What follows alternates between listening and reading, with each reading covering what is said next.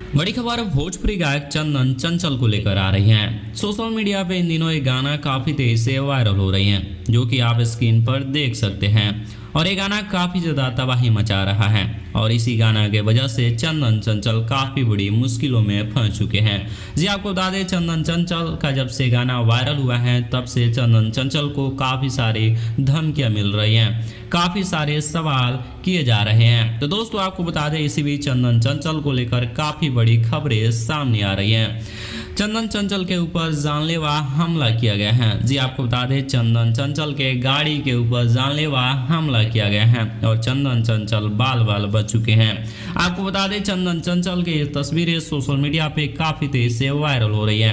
यह news channel इस news की पुष्टि नहीं करता है, क्योंकि ये न्यूज सोशल मीडिया पे वायरल हो रही थी। तो दोस्तों, चंदन चंचल के इस गाने के बारे में आपका क्या राय है और चंदन चंचल के ऊपर जो हमला हुआ है इसके बारे में आपका क्या राय है? अपना राय मुझे कमेंट के माध्यम से जरूर दीजिए।